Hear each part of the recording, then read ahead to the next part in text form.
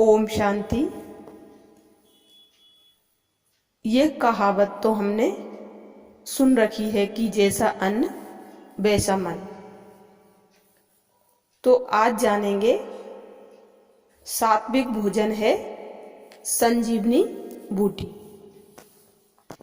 मन को सकारात्मक बनाने के, भोजन को परमात्मा की शक्ति से चार्ज करके और भोग लगाकर ग्रहण करने से बन जाता है प्रसाद। भोजन बनाते समय भजन सुनने और भोजनशाला में मधुर आध्यात्मिक संगीत चलने से उसके वाइब्रेशन भोजन को बनाते हैं शक्तिशाली और पवित्र।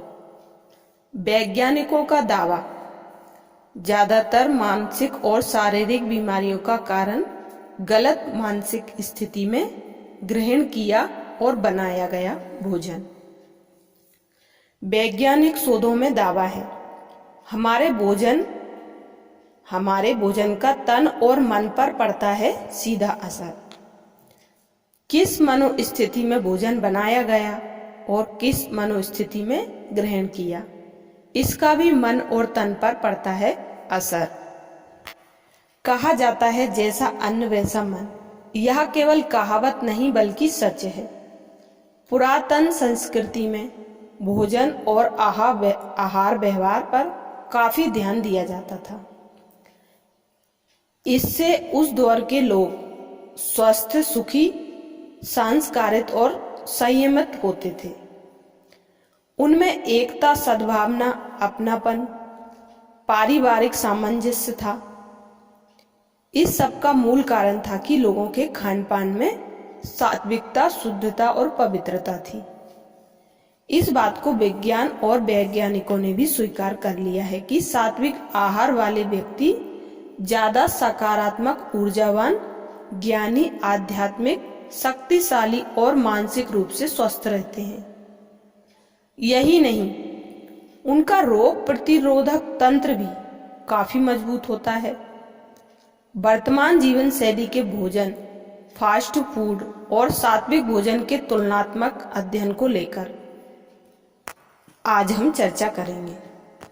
हमारे वेदों और उपनिषद में भी सात्विक भोजन का उल्लेख है। छंदोग्योपनिषद के 6.5.1 अध्याय में कहा गया है कि जो हम खाना खाते हैं उसका मन पर सीधा असर पड़ता है। इसलिए व्यक्ति के स्वभाव में यह दिखने लगता है। छंदोग्योपनिषद में विस्तार पूर्वक कहा गया है कि अन्नमसितम त्रेधा विधीयते तस्य स्थविष्टो धातुस्त पुरुषम भवति यो मध्यमस्तमा संयोगनिष्ठ तन्मनः।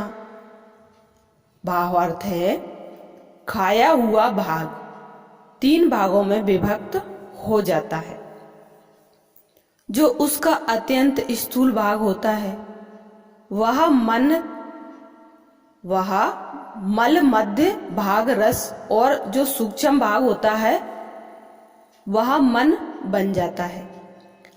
आहार का उद्देश्य मन को, स्वादेंद्रियों को तृप्त करना ही नहीं है, बल्कि उसका जीवन की गतिविधियों से गहरा संबंध है। जिस व्यक्ति का जैसा भोजन होगा उसका आचरण भी तदनुकूल होगा। यह तो रहा स्थूल केवल अन्न की बात। भोजन पर मन की अवस्था व भावना का भी गहरा प्रभाव कैसे पड़ता है तो सुनते हैं। हम जब भोजन बनाते हैं और ग्रहण करते हैं तो उस समय भी कुछ नियमों का पालन करना चाहिए ताकि भोजन संपूर्ण रीति तन और मन का पोषण कर सके। जैसी हमारी स्थिति होती है वैसी ही हमारी कृति बनती है। यदि कोई व्यक्ति क्रोध में भोजन बनाता है तो क्रोध में बनाया गया भोजन कभी स्वादिष्ट और सात्विक नहीं हो सकता है, क्योंकि क्रोधी व्यक्ति की भावना भी उसमें प्रवेश कर जाती है और खाने वाले पर उसका सूक्ष्म प्रभाव पड़ता है। हमेशा अच्छी भावना के साथ बनाएं भोजन। हम जब भी भोजन बनाएं या उसे ग्रहण करें तो उस समय शुद्ध और सात्विक भावना होनी चाहिए, जिससे हमारे मन पर उसका सकारात्मक प्रभाव पड़े।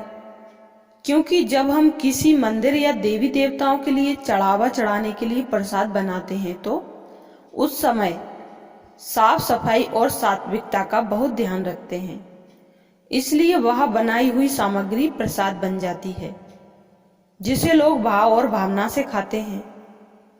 मांस, मदिरा, मछली और अन्य मांसाहारी भोजन मनुष्य के लिए नहीं है। इससे मन में आसुरी विचारों का उदय होता है, इसलिए आज व्यक्ति तेजी से हिंसात्मक होता जा रहा है। तो ध्यान के साथ बनाएं और खाएं। जब भी हम भोजन बनाएं और खाएं तो सबसे पहले परमात्मा को अर्पण करें। शुद्ध और सात्विक भोजन ही ग्रहण करें। आसुरी स्वभाव वाले व्यक्तियों के हाथों से बने हुए भोजन से परहेज करना चाहिए। इससे काफी हद तक मनुष्य की मनोदशा बदल जाएगी, व्यक्ति सकारात्मक हो जाएगा।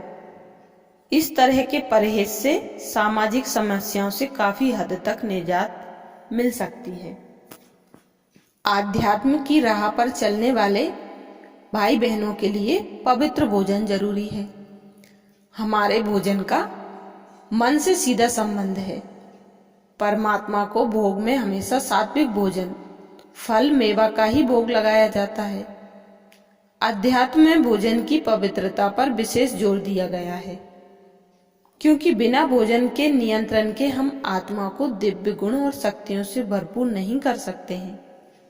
आज यदि मानव ने अपने भोजन का सात्विक और पवित्र बना लिया तो इससे कई बीमारियां और परेशानियों से बचा जा सकता है और मोटे अनाज में 36 रोगों का इलाज हो सकता है, जैसे जौ, ज्वार, बाजरा और रागी।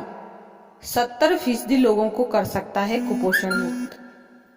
जिन मोटे अनाजों को रसोई से बाहर कर दिया गया, आज वैज्ञानिक और डॉक्टर उन्हें ही पौष्टिक बताकर खाने की सलाह दे रहे हैं।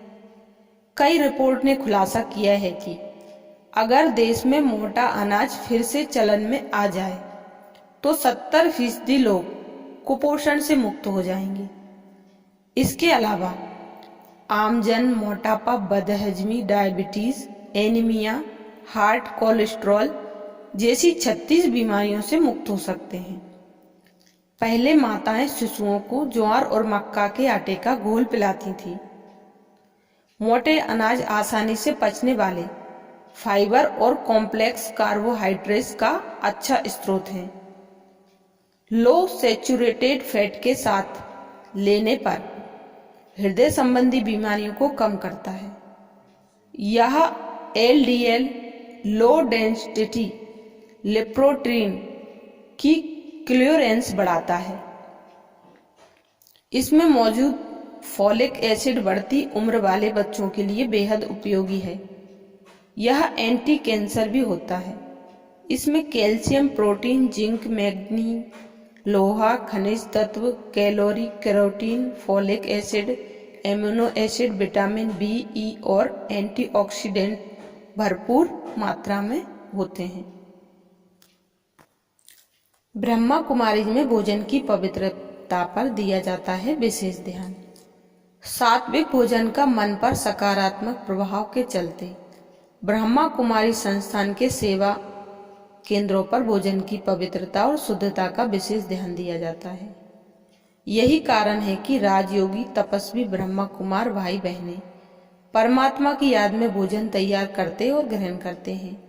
प्याज और लहसुन तामसिक प्रवृत्ति के भोजन में आते हैं, इसलिए आध्यात्मिक पथ के राही के लिए इसे निषेध बताया गया है, क्योंकि इसके सेवन से इंद्रियां चलायमान होती हैं और मन में चंचलता के साथ विकारों का जन्म होता है।